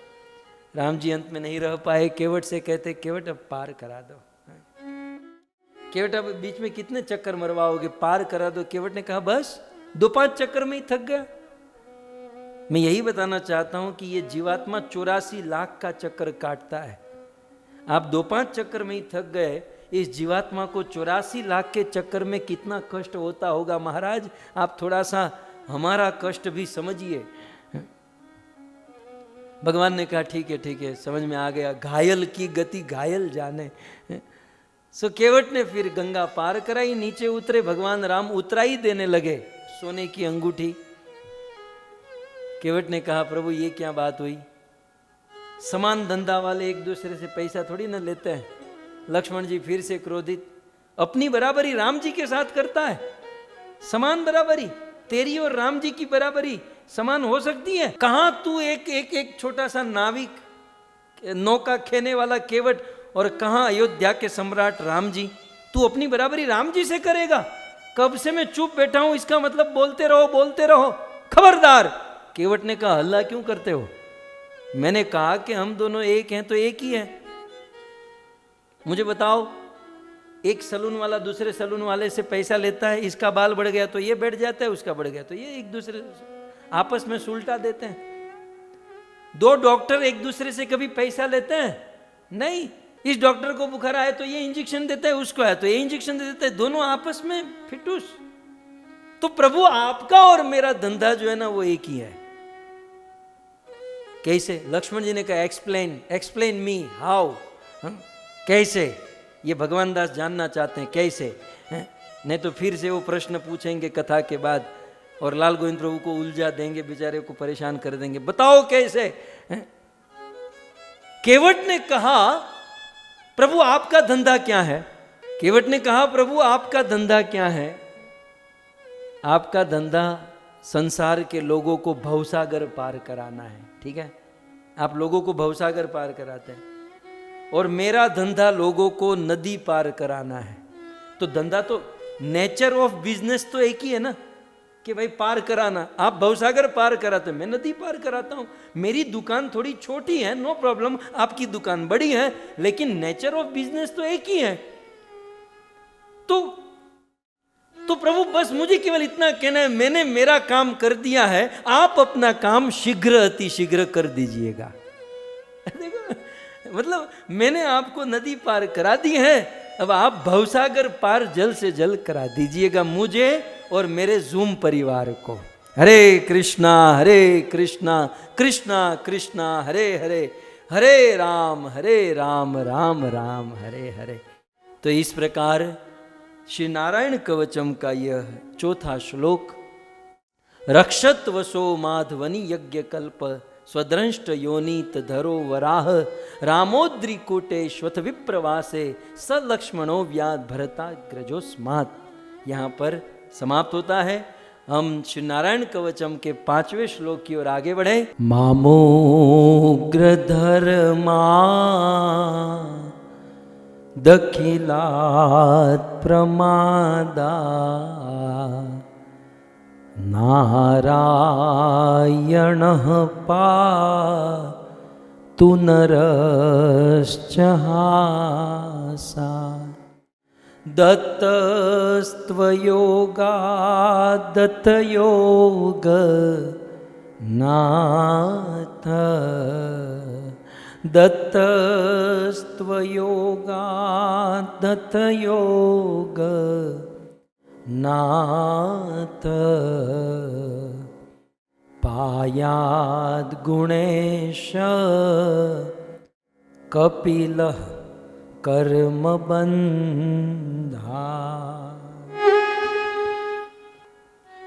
श्री नारायण कवचम 5म श्लोक, अध्याय के अनुसार 16वां है, श्री नारायण कवचम के अनुसार ये 5वां श्लोक है। प्रथम लाइन में भगवान नर और नारायण को निवेदन करते हैं। आइए भगवान नारायण से क्या निवेदन करना है और भगवान नर से क्या निवेदन करना है, हम इस 5म श्लोक के माध्यम से समझने का प्रयास करें। मामुग्र धर्मा अखिलाद प्रमादा नारायण पातु। यहां तक एक पाठ है, यह भी समझना होगा। पहला पाठ कहां तक है? मामुग्र धर्मा अखिलाद प्रमादा नारायण पातु, ये एक पाठ है। फिर सेकंड पार्ट है नरश्च हासात, वो सेकंड पार्ट है, वो हम बाद में समझेंगे। पहले इतना पाठ समझिए। मामुग्र धर्माद अखिलात प्रमादा नारायण पातु। पातु माने रक्षा करें, पातु माने रक्षा करें। कौन रक्षा करे? तो कहते हैं भगवान नारायण। भगवान नारायण हमारी रक्षा करें। भगवान नारायण से कौन सी रक्षा मांगनी है? तो कहते हैं माम उग्र धर्मा। सबसे पहले माम माने मेरे, उग्र धर्मा, मेरे उग्र धर्मों से, भयंकर धर्मों से, और प्रमादात, मेरे प्रमादों से। दो चीज है, मेरे उग्र धर्म और मेरे प्रमादों से भगवान नारायण मेरी रक्षा करे। इतना समझ में आना चाहिए, इसकी व्याख्या हम बाद में। सो माम मेरे, उग्र धर्मात, उग्र धर्मों से, अखिलात प्रमादा, और सभी प्रकार के प्रमादों से, नारायण भगवान नारायण पातु मेरी रक्षा करे। ये एक पाठ है। तो यहां पर सीधा प्रश्न होगा, उग्र धर्म का अर्थ क्या है? ये तो समझ में आ गया कि उग्र धर्मों से भगवान नारायण मेरी रक्षा करे, लेकिन उग्र धर्म का अर्थ क्या है? आइए भावार्थ दीपिका हम श्रीपाद श्रीधर स्वामी के पास पहुंचे और उग्र धर्मा का अर्थ श्रीपाद श्रीधर स्वामी से ही ग्रहण करें। उग्र धर्मा, श्रीपाद श्रीधर स्वामी कहते हैं उग्र धर्मात अभिचारा आदि लक्षणात्। उग्र धर्म का अर्थ है अभिचार, व्यभिचार नहीं है। वो हम इस्कॉन वाले तो सीधा व्यभिचार पकड़ लेंगे, व्यभिचार नहीं है, यहां पर अभिचारा। उग्र धर्म का अर्थ है अभिचारा आदि लक्षणात्। अभिचार का अर्थ है भूत, प्रेत, जादू, टोना, नजरबंदी, वशीकरण, मंत्र मुग्ध। जाते ना सारंगपुर हनुमान जी, कई बार कुछ लोगों के ऊपर कोई जादू टोना कर देता है, कोई नजरबंदी कर लेता है, कोई वशीकरण कर लेता है, भूत प्रेत का साया होता है। ये बात अलग है कि हम स्वयं ही भूत हो तो कोई भी भूत प्रेत का साया, भूत भी भागेगा। आज का आदमी ऐसा है ना। पहले के गांव में क्या होता था जानते हैं? पहले गांव में ऐसा कहते थे कि रात को उस पेड़ के नीचे मत जाना, पीपल का पेड़ या कोई भी। देखो रात को उस पेड़ के नीचे मत जाना, वहां भूत होते हैं। लेकिन आजकल के भूत क्या कहते हैं जानते हैं? वो शहर में मत, भूत अपने बच्चों से कहते हैं, बच्चों, भूत के भी बच्चे होते होंगे ना, भूता, भूती, भूती, वो छोटे छोटे। तो भूत अपने बच्चों को कहते हैं देखो उस शहर में मत जाना। तो भूत के बच्चे कहते हैं क्यों? बोले वहां आदमी होता है। हम लोग भूत से इतना नहीं डरते जितना भूत आदमी से डरता है, मतलब मनुष्य से डरता है, क्योंकि ये आदमी तो आदमी है। खैर, तो उग्र धर्मा, मामुग्र धर्मा अखिलात प्रमादात नारायण पातु। भगवान नारायण मेरी रक्षा करे। किससे? भूत, प्रेत, पिशाच, जादू टोना, नजरबंदी, वशीकरण, मंत्र मुग्ध। ये जो भी समाज में होता है ना, कई बार लोगों को ये जादू टोना, तंत्र मंत्र की विद्या से लोगों के माइंड को वशीकरण आदि किया जाता है। तो भगवान नारायण की यदि कृपा हो तो हम इस उग्र धर्म से बच सकते हैं। ठीक है, इतना समझ में आ गया? तो माम उग्र धर्मा, इसका अर्थ समझ में आ गया? मेरे उग्र धर्मों से माने मेरे ऊपर भूत का साया, प्रेत, जादू टोना, नजरबंदी, वशीकरण, मंत्र मुग्धि, इससे भगवान नारायण रक्षा करें। और दूसरा है अखिलात प्रमादात। तो प्रमाद का अर्थ क्या है? वैसे प्रमाद का सीधा अर्थ होता है आलस, जो आप लोगों में थोड़ी भी नहीं है, आलस। जगने में आलस, सोने में आलस, काम करने में आलस। कुछ लोगों का चेहरा कुत्ता चाटता है ना, फिर भी उसको हटाने में भी आलस होती है। कौन हटाएगा? चाटने दो। कुछ लोगों की मुंह पर मक्खी बैठी है, फिर मक्खी को उड़ाने की भी आलस होती है। कौन उड़ाएगा? बैठने दो। कुछ लोग तो पता नहीं चलता इतनी आलस लेकर पैदा होते हैं। आप 10 बार उसको बुलाओगे तब जाकर एक बार जवाब देगा, हाँ प्रभु जी क्या बात थी। आलस।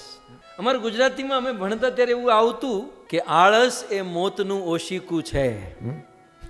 ऐसे ऐसे पढ़ने में वो लिखते थे सूत्र, सुविचार।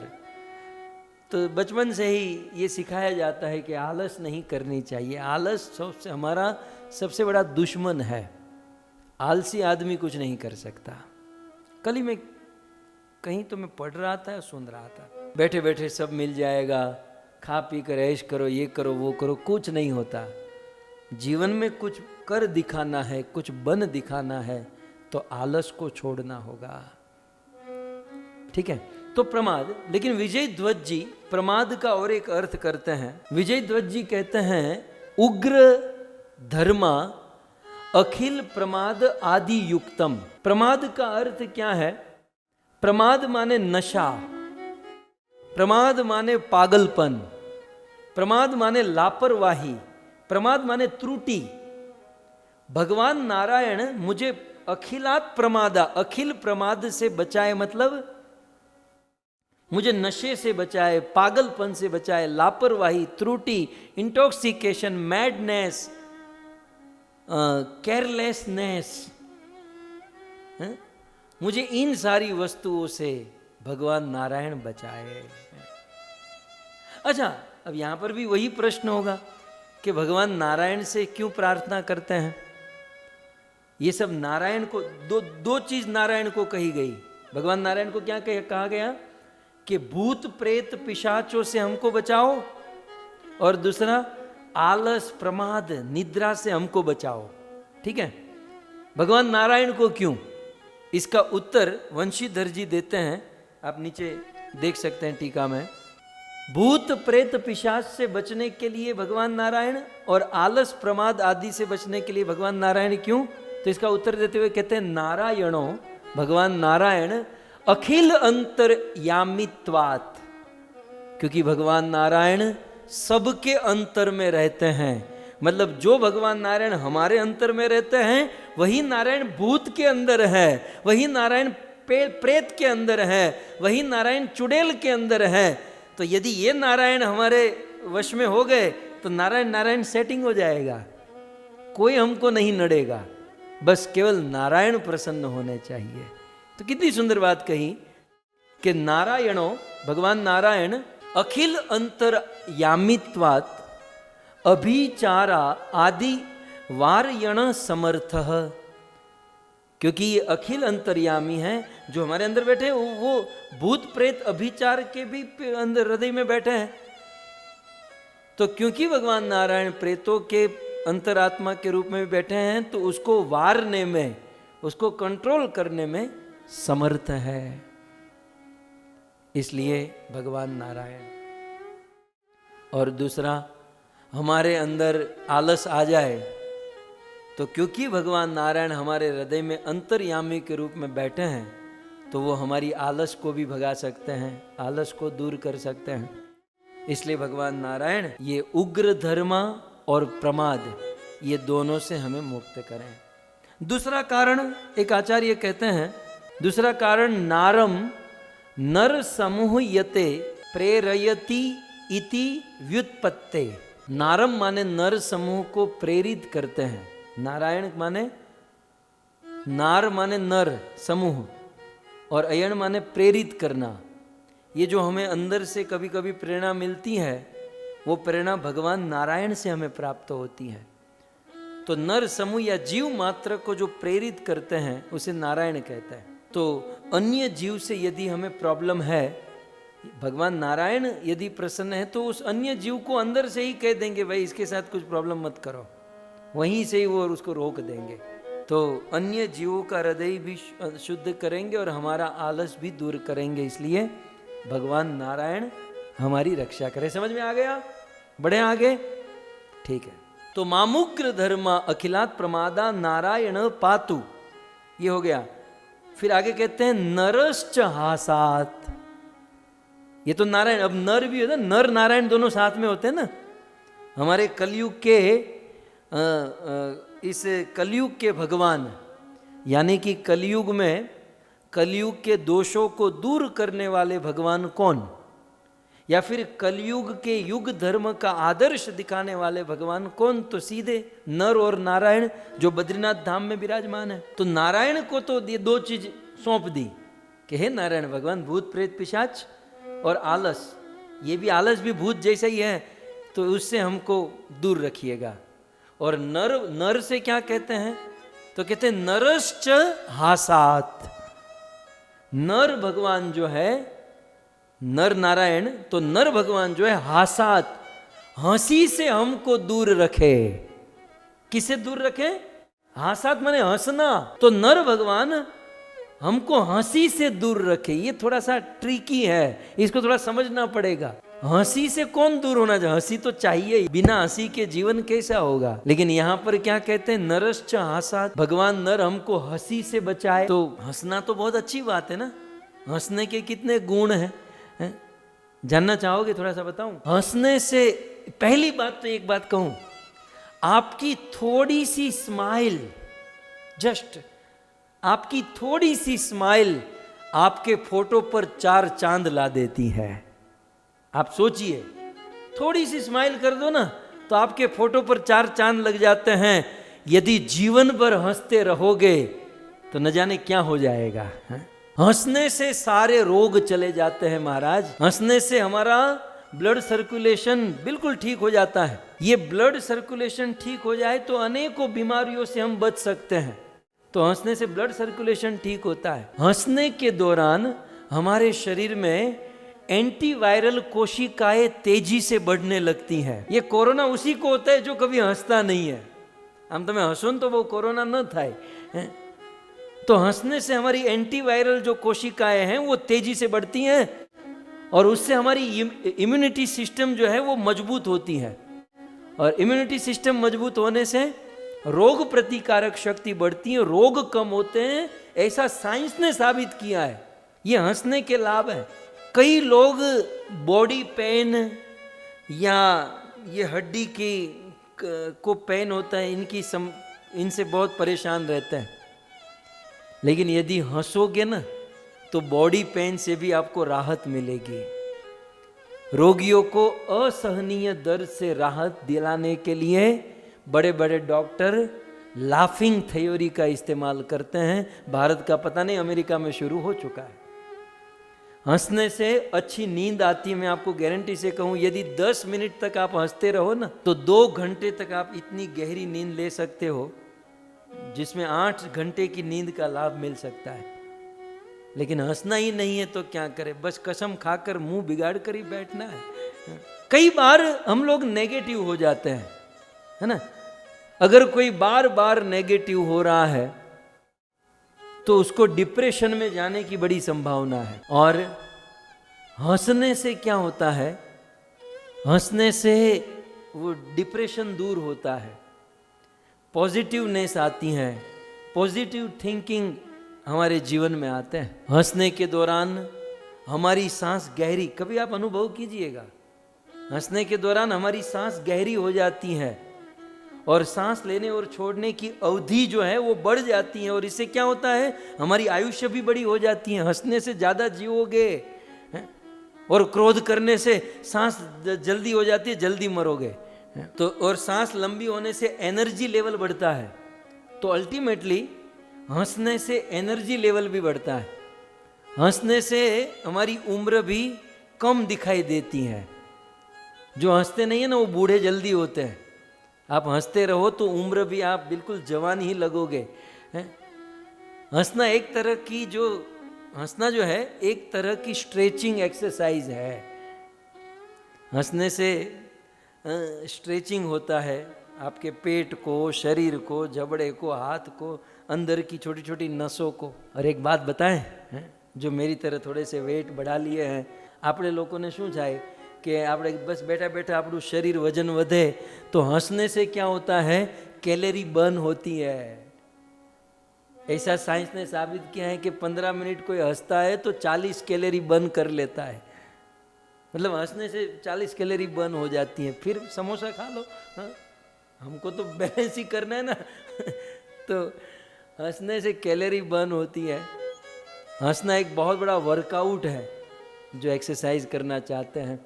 हंसने से डायबिटीज कंट्रोल में आ जाती है महाराज। 2 गुलाब जामुन ज़्यादा खा पाओगे यदि हंसोगे तो। ये मैं सारी साइंस की बात कर रहा हूँ। किसी दिन मैंने एक बार लेख पढ़ा था तो जितना याद है मैं आपको बता रहा हूँ, इसमें से गलत कोई नहीं। ये जितना भी मैं बोल रहा हूँ ना, ये मैं केवल हेडिंग बोल रहा हूँ। जो मैं किताब पढ़ा हूँ उसमें तो सबका डिस्क्रिप्शन है, क्यों कैसे क्या, पूरा कुछ कंक्लूजन में आपके बीच में रख रहा हूँ। रिसर्च की हुई बात है। हंसने से शरीर में ऊर्जा बढ़ती है, शरीर का तेज, शरीर की ऊर्जा हंसने से बढ़ती है। और हंसने से दिमाग भी तेज होता है। कभी कभी कथा में भी हमें तो इतना आता नहीं है, क्योंकि हंसाने के लिए सेंस ऑफ ह्यूमर थोड़ा सा ज़्यादा चाहिए। लेकिन कभी कभी शास्त्र का कोई जटिल विषय होता है तो हंसाते हुए यदि समझाया जाए ना तो दिमाग की खिड़की खुलती है, और जटिल सब्जेक्ट को डाल दिया, खिड़की बंद कर दी, वो सीधा डाइजेस्ट हो जाता है, समझ में आ जाता है। हंसते हुए समझोगे, समझाओगे तो सब समझ में आएगा। मुंह चढ़ाकर समझाओगे तो सामने वाला समझता होगा तो भी नहीं समझ पाएगा। हंसने से दिमाग तेज होता है, हंसने से ब्लड प्रेशर कंट्रोल में रहता है, और हंसने से स्मरण शक्ति बढ़ती है। आपका मेमोरी पावर जो है ना, अब कितना लाभ बताऊं आपको, इतना काफ़ी है। नहीं तो ये लाफिंग थ्योरी का ये क्लास हो जाएगा। हमारे वहाँ बूढ़े बूढ़े लोग जो ना हा हा हा हा रोज हंसते हैं। इतना रावण की तरह भी नहीं होना चाहिए, थोड़ा सा जेन्युइनली कुछ ना। हमारे मुंबई में जहाँ हम रहते थे तो वहाँ हमारे घर के सामने नया नया जोगर्स पार्क बना। तो नए नए जोगर्स पार्क में, और जब नया बनता है तो क्रेज होता है, बहुत सारे लोग आते हैं। तो कुछ बूढ़े लोग वहाँ पर आकर एक्सरसाइज करने लगे और लाफिंग थियरी हा हा हा। तो एक दिन लिटरली हमारे सामने हा हा हा करते एक आदमी मर गया, टोटल चला गया ऊपर। मतलब हा हा करते प्राण ही निकल गए उसके। इतना भी न हंसो कि अच्युतम केशवम हो जाए। कुल मिलाकर हंसना अच्छी चीज है। हमारे वहाँ रस की बात आती है, वीर रस, साख्य रस, दास्यल्य रस, वात्सल्य रस, माधुर्य रस। भक्तों, हास्य को भी हमारे वेदों ने रस कहा है। हास्य भी एक रस है। पता नहीं अभी आपको किस बात की हंसी आ रही है, मैं तो यही नहीं समझ पा रहा हूँ। अभी तो मैं कोई हंसने वाली बात ही नहीं कर रहा हूँ, लेकिन फिर भी आप हंसे ही जा रहे। तो हमारे वेदों ने, शास्त्र को, हास्य को एक रस के अंदर रखा है। हास्य एक रस है और जीवन में होना चाहिए। भगवान श्री कृष्ण स्पेशली हास्य रस के लिए मधुमंगल को रखते थे। आज भी मुझे याद है, हमारे गुरु महाराज परम पूज्य राधा गोस्वामी महाराज के लिए भी 2-3 ऐसे पात्र है जिसको देखकर बहुत हंसते हैं। एक तो हमारे सत्यनारायण प्रभु जी जो है, स्वयं कई बार महाराज जी उनको केवल उनको देखकर हंसने के लिए बुलाते थे।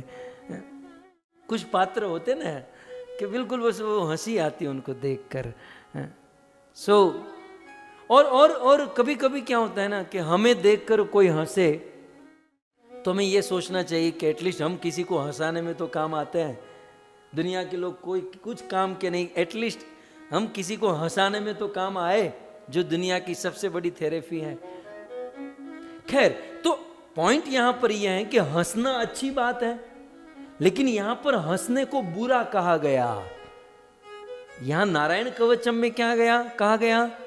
हंसना बुरा है, इसलिए नर, भगवान नर हमको हंसी से बचावे।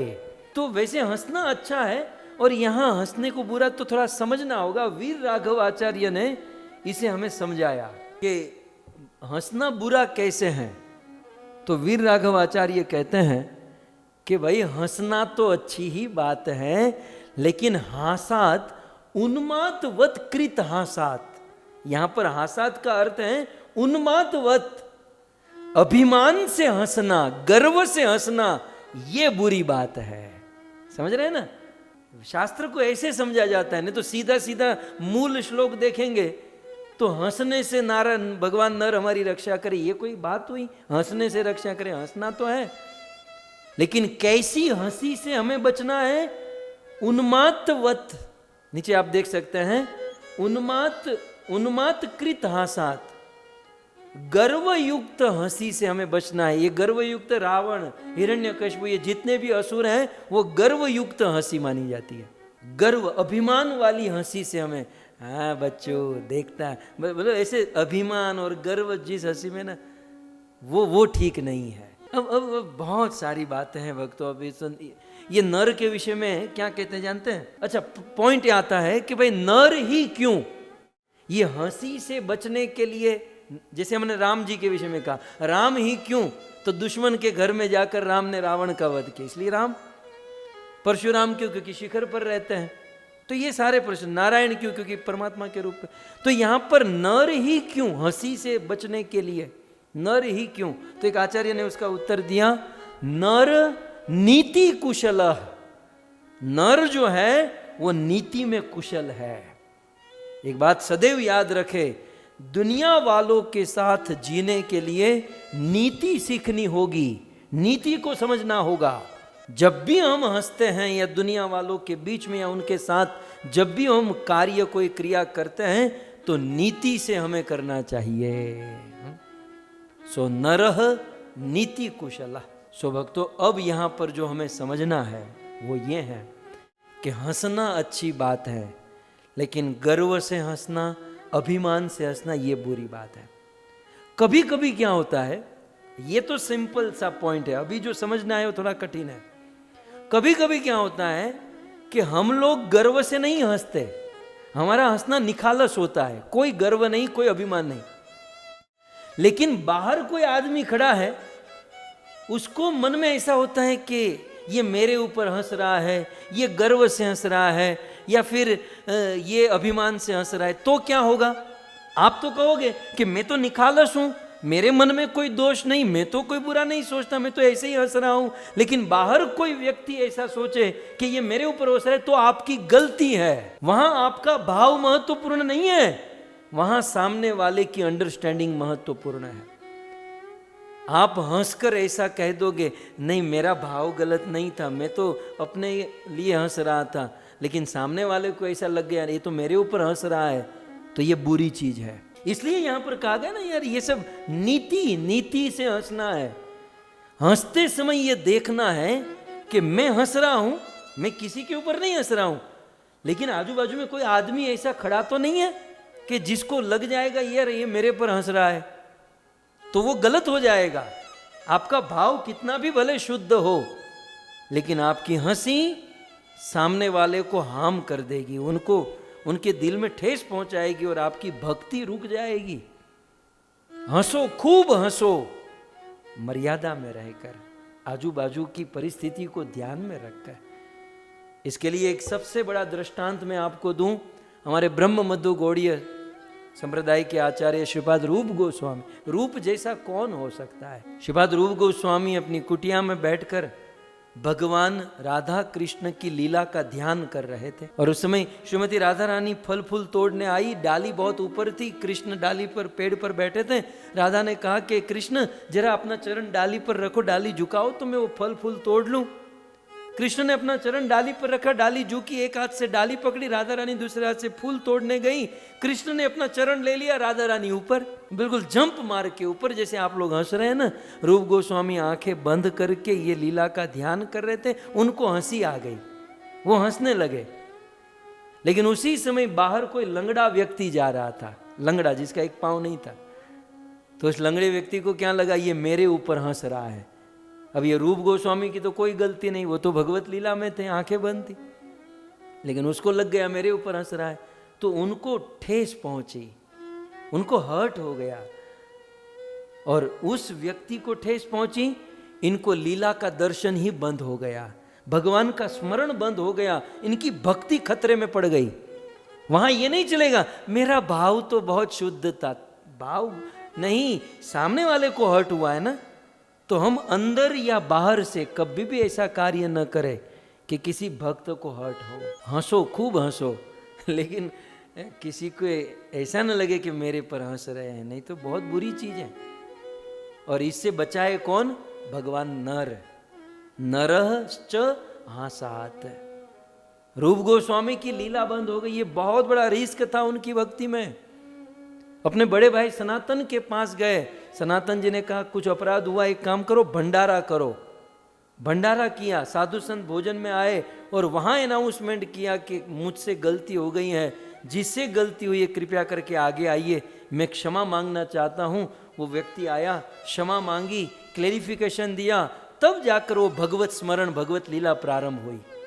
अब आप किस किस से क्षमा मांगेंगे हैं? उससे अच्छा है कि ऐसा न हंसे कि आजू बाजू वाले को अच्छा ना लगे, गलत फील हो, हैं? अब समझ में आ गया ना, हंसना अच्छा भी है बुरा भी है। तो अच्छा हंसना, खूब हंसे, लेकिन किसी को हर्ट करने वाला हंसेंगे तो गलत है। इसलिए भगवान नर नारायण के साथ में जो नर है, वो नर हंसी से मेरी रक्षा करे। तो वक्त तो बहुत सारी बातें हैं, बहुत कुछ इसमें बोलने लायक, जानने लायक, समझाने। मैं तो मेरे भाव में बह रहा हूँ, समय अपनी सीमा में है, तो यहीं पर मैं रोकता हूँ। हंसी के ऊपर खूब हंसो, खूब आनंद करो, लेकिन जीवन में ऐसा न हो जाए कि हमारी हंसी किसी के दुख का कारण बन जाए। और इसलिए भगवान नर नारायण को सदैव प्रणाम करते रहो। हरे कृष्णा। धन्यवाद। आप सभी भक्त बड़े भाव से, बड़े प्रेम से, श्रद्धा से इस कथा का श्रवण कर रहे हैं। आप सभी भक्तों को भूरी भूरी धन्यवाद। और विशेष धन्यवाद हमारे यजमान परिवार को, कन्वर राज सुनक, संतोष जी सुनक और श्री हीरालाल जी लुथरा। ये शायद हीरालाल जी लुथरा जी के आशीर्वाद और कृपा से ही, क्योंकि वे नारायण के भक्त थे। आइए जय जयकार करते हुए हम आज के सत्र को विराम करें। ग्रंथराज श्रीमद् भागवतम महापुराण की, श्री कृष्णचंद्र भगवान की, जगत गुरु शिल प्रभुपाद की, निताय गौर प्रेमानंदे। जय जय श्री राधे, जय जय श्री राधे, जय जय श्री राधे श्याम।